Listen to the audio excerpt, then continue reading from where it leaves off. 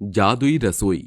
आधी रात का समय होता है। राजू अचानक से नींद से जागकर रसोई की तरफ जाता है और खाने के लिए कुछ ढूंढने लगता है। कुछ भी खाने के लिए नहीं है, बहुत जोरों से भूख लगी है। मैं क्या करूं? राजू के पेट में दर्द हो रहा था। खाना ढूंढने पर भी उसे कुछ खाने का नहीं मिलता और वो पानी पीकर सोने चला जाता है। अगले दिन जैसे ही सवेरा होता है, पुष्पा अपनी पड़ोस की काकी से थोड़े से कच्चे चावल मांगने लगती है। काकी, थोड़े से कच्चे चावल मिलेंगे क्या? हमारे घर में राशन खत्म हो गया है। जैसे ही राशन डलवा लूंगी तो तुम्हारे चावल वापस लौटा दूंगी। अरे नहीं बेटी पुष्पा, तुझे लौटाने की कोई जरूरत नहीं है। मेरा तेरे प्रति जितना बन सकता है मैं तेरे लिए जरूर करूंगी। आखिर बुरे वक्त में एक पड़ोसी ही एक पड़ोसी के काम आता है। ऐसा कहकर काकी उसे चावल दे देती है। चावल लेकर पुष्पा अपनी रसोई में जाती है और पानी डालकर चावल उबालने लगती है। वो अपनी रसोई के सारे डिब्बे खोलकर देखती है, लेकिन किसी भी डिब्बे में कोई मसाला नहीं होता, यहाँ तक कि नमक भी नहीं होता। हे भगवान, घर में नमक तक नहीं है, अब मैं क्या करूं? अरे पुष्पा, तुम चिंता मत करो। मैं आज गांव के मुखिया से थोड़े पैसे उधार ले आऊंगा और रसोई में सारा सामान डलवा दूंगा। इस प्रकार उधार कब तक खाते रहेंगे? हमारी खेती बाड़ी का काम भी तो सही से नहीं चल रहा है और अब हम कर भी क्या सकते हैं। पुष्पा चावल उबालने के बाद सभी को चावल दे देती है, जिसके बाद राजू चावल खाते हुए कहता है, माँ, आपने चावल के अंदर नमक भी नहीं डाला, बिल्कुल भी स्वाद नहीं आ रहा है। अगर थोड़ा नमक है तो दे दो, नहीं तो आमचूर ही दे दो। नहीं बेटा, रसोई में कुछ भी नहीं है, बस यही है। आज तुम बिना नमक के ही खा लो। वो खाना खा ही रहे थे कि तभी अचानक से एक गाय उनके दरवाजे पर आकर रोने लगती है। अरे, लगता है कोई गाय बहुत ही ज्यादा भूखी है। मैं काम करता हूँ, अपने हिस्से के चावल उसे ही खिला देता हूँ। मनोहर निस्वार्थ अपने सारे चावल उस भूखी गाय को खिला देता है, जिसके बाद चावल खाते ही वो भूखी गाय अचानक से एक देवी के रूप में बदल जाती है और मनोहर से कहती है, खुद भूखे रहने के बाद तुमने मेरी भूख मिटाई, तुमने मेरी परीक्षा पास कर ली। मैं यहाँ तुम्हारी परीक्षा लेने आई थी। बताओ, तुम्हें मुझसे क्या चाहिए?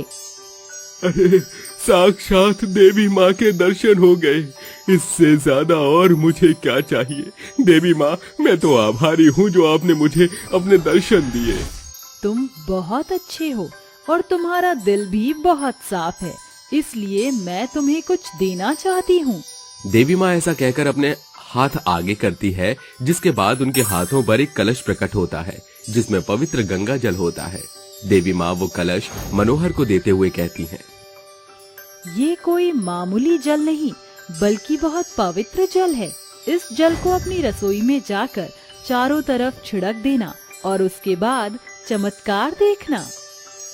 ऐसा कहने के बाद देवी माँ वहाँ से गायब हो जाती हैं, जिसके बाद मनोहर पवित्र जल लेकर पूरी रसोई में छिड़क देता है।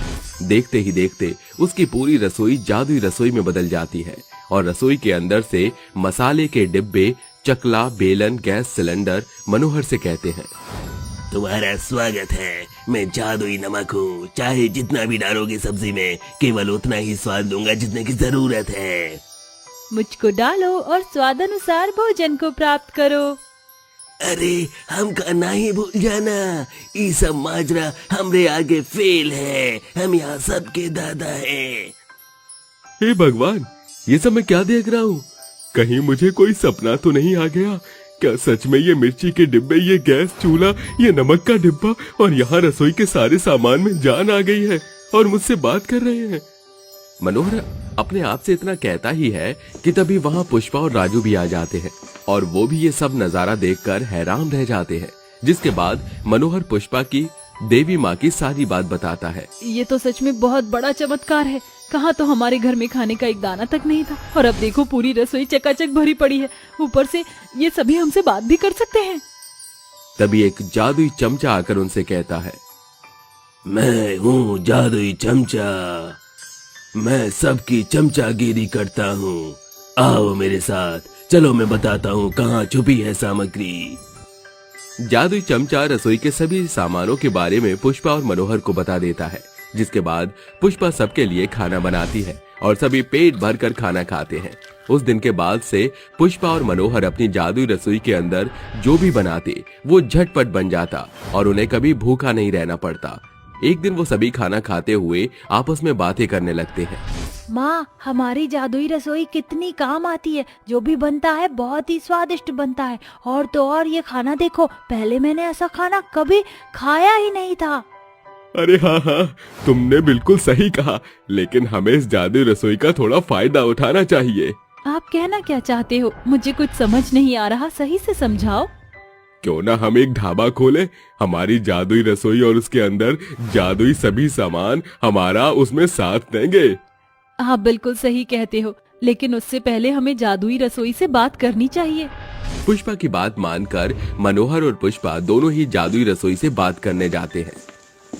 पुष्पा रसोई के अंदर जाती है, जिसके बाद रसोई के अंदर रखा सारा सामान जादुई में बदल जाता है और पुष्पा से कहता है, अरे बताओ बताओ, तुम्हारी क्या मदद करनी चाहिए? हम तुम्हारी सभी मदद को पूरा करेंगे। अरे हम सोच रहे थे कि क्यों ना हम तुम्हारी मदद लेकर अपना एक अच्छा सा ढाबा खोले। क्या तुम इसमें हमारा साथ दे सकते हो? हमारा कमाने का कोई साधन नहीं है और हम बहुत गरीब भी हैं। अगर तुम हमारी मदद करोगे तो हमारी कई सारी परेशानियां दूर हो जाएंगी। अरे ये तो बहुत ही भाग्य वाली बात होगी हम सभी के लिए। अरे तुम जितनी कहोगे मैं उतनी पूरी रोटी बेल दूंगा और भरपूर लोगों को खाना खिला दूंगा। और भाइयों, मिलकर काम करें और पूरी दुनिया को भोजन खिलाएं। हमारे भोजन से लोगों का पेट भरेगा और हमें सुकून मिलेगा। वाह, ये तो बहुत अच्छी बात है। तुम सभी का साथ देने के लिए बहुत बहुत शुक्रिया। उस दिन के बाद से उनकी जादुई रसोई उनका साथ देना शुरू कर देती है और जादुई रसोई के सभी सामान एक साथ मिलकर काम करते हैं, जिसमें पुष्पा और मनोहर भी अच्छे से खाना बनाते हैं और अपने ढाबे में लगा देते हैं। देखते ही देखते गांव के सभी लोग उनके ढाबे में खाना खाने आते हैं। अरे वाह, क्या बात है, ये तो बहुत ही स्वादिष्ट खाना है। इतना स्वादिष्ट खाना तो मैंने कभी खाया ही नहीं। मजा आ गया। अरे भैया, कौन सी रसोई से ये खाना बना कर आया है? और लगता है किसी जादुई रसोई में से खाना बनकर आया है। बहुत ही स्वादिष्ट है। गांव के सभी लोग खाना खाकर बहुत ज्यादा खुश होते हैं, जिसके बाद जादुई रसोई का खाना पूरे गांव में फेमस हो जाता है, जिसके चलते उनका ढाबा भी अच्छे से चलने लगता है। अब उनकी परेशानियां धीरे धीरे दूर हो जाती हैं और वो अपने जीवन में खुशी खुशी रहने लगते हैं। हे भगवान, मैं क्या करूं? मेरी लड़की के लिए तो मुझे कोई रिश्ता ही नहीं मिल रहा। अगर इसी प्रकार चलता रहा तो कोई उसे पसंद ही नहीं करने वाला। अजी, आप ही क्यों कुछ नहीं करते हो? अरे ललिता, मैं क्या करूं? कितने लोगों से अपनी बेटी के रिश्ते के लिए बात की है, लेकिन कोई भी रिश्ता करने के लिए तैयार ही नहीं है। तुम तो जानती हो हमारी बिटिया कितनी काली है, जिसके चलते कोई उसे पसंद ही नहीं करता है। मदन और ललिता अपनी बेटी की शादी की चिंता में बैठे थे, तभी वहां पर पंडित आता है और उन्हें कहता है, अरे क्या बात है, दोनों ही मुझे सही समय पर मिले हो। अरे भाई, मैं आपकी बेटी के लिए एक बहुत अच्छा रिश्ता लेकर आया हूँ। कहो तो लड़के की फोटो दिखाऊं? हाँ हाँ पंडित जी, ये भी कोई पूछने की बात है भला? जितनी जल्दी हो सके हमें फोटो दिखा दो। पंडित अपने झोले में से फोटो निकाल कर उन दोनों को दिखा देता है, जिसके बाद ललिता और मदन को लड़का पसंद आ जाता है। लेकिन इससे पहले वो कुछ कहते पंडित उनसे कहता है, अरे देखिए जी, आपकी लड़की काफी काली है और ऐसी लड़कियों के रिश्ते करवाने के लिए बहुत ज्यादा दहेज भी दिया जाता है। यह लड़का पढ़ा लिखा और अच्छी नौकरी भी करता है, वही दहेज तो अच्छा खासा देना पड़ेगा। अरे तुम दहेज की चिंता मत करो, मैं अपनी बेटी की शादी करवाने के लिए अपना मकान भी बेच दूंगा। बस तुम किसी भी तरह मेरी बेटी का अच्छे घर में रिश्ता करवा दो। पंडित मदन और ललिता की बात मान लेता है और एक अच्छे से घर में उसका रिश्ता करवा देता है।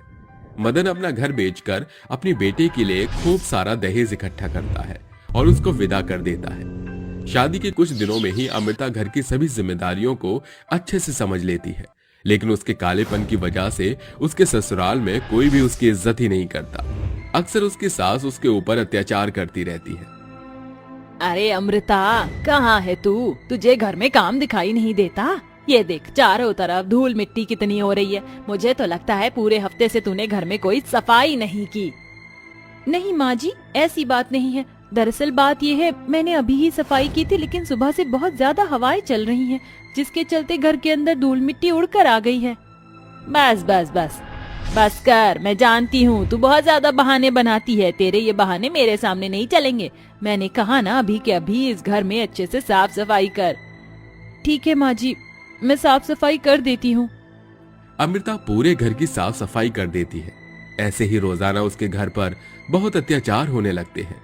यहाँ तक कि उसका पति वीरेंद्र उसे अपनी पत्नी भी स्वीकारने से मना कर देता है और उसे हमेशा दूरियां बनाकर रखता है। देखो, तुम मुझे बिल्कुल भी पसंद नहीं हो, इसलिए मुझसे दूर ही रहो। मैं किसी और से प्यार करता हूँ। अगर आप पहले ही किसी और से प्यार करते थे तो आपने मुझसे शादी ही क्यों की? क्योंकि इससे अच्छा तो आप मुझसे शादी ही ना करते तो ही अच्छा होता। अमृता का जवाब सुनते ही वीरेंद्र उसके मुंह पर एक जोरदार तमाचा मारता है, जिसके बाद वो गुस्से से चला जाता है। शाम को अमृता और माधुरी वीरेंद्र के आने का इंतजार करते रहते हैं, लेकिन वीरेंद्र घर पर आता ही नहीं। अरे कलमुही करमजली, आखिर तूने ऐसा क्या कह दिया मेरे बेटे से जो मेरा बेटा अभी तक नहीं आया है? जी मैंने तो उन्हें कुछ कहा ही नहीं था, पता नहीं क्यों मुझसे नाराज होकर चले गए। वैसे माँ जी, जब आपको पता था कि वीरेंद्र जी किसी और से प्यार करते हैं तो आपने मेरी शादी वीरेंद्र जी से क्यों करवाई? अरे किसने कहा कि वीरेंद्र किसी और से प्यार करता? ये सब झूठ है, ऐसा कुछ नहीं है। माधुरी सच्चाई सामने आने के बाद भी उसे मुकर जाती है, लेकिन तभी दरवाजे की घंटी बजती है। मुझे लगता है कि वीरेंद्र जी वापस आ गए हैं, मैं जाकर दरवाजा खोलती हूँ। अमृता जैसे ही दरवाजा खोलती है, दरवाजे पर उसका पति वीरेंद्र खड़ा होता है और वो एक लड़की के साथ शादी के जोड़े में होता है। वीरेंद्र जी आप आ गए, लेकिन ये लड़की कौन है और आप इसके साथ शादी के जोड़े में क्यों खड़े हैं? अमृता, ये मेरी पत्नी है। जाओ मेरी माँ को बुलाकर लाओ, वो हमारा गृह प्रवेश करेंगी। तभी वहां पर माधुरी भी आ जाती है। पहले तो वो हैरान रह जाती है, लेकिन जब वो अपनी नई बहू का चेहरा देखती है तो वो भी उनकी खुशी में शामिल हो जाती है। अरे वाह बहू, बहुत सुंदर हो तुम तो, तुम्हारे नैन नक्श भी बहुत सुंदर है। अरे वीरेंद्र, तेरी पसंद तो कसम से बहुत ही गजब है। तूने मुझे पहले ये लड़की दिखा दी होती तो मैं इस काली कलूटी से तेरी शादी कभी नहीं करवाती। अरे माँ जी, आप ये कैसी बातें कर रही हो? मेरे होते हुए इस घर में दूसरी बहू कैसे आ सकती है और आप इस लड़की का गृह प्रवेश कैसे कर सकते हो? ये सब ठीक नहीं है। अरे जरा शक्ल देख तू अपनी, क्या तेरी शक्ल इस घर की बहू बनने के लायक है? जा चली जा यहाँ से, मैं तेरा चेहरा भी नहीं देखना चाहती। अपनी सास का ऐसा बर्ताव देख बेचारी अमृता रोते हुए अपने कमरे में चली जाती है।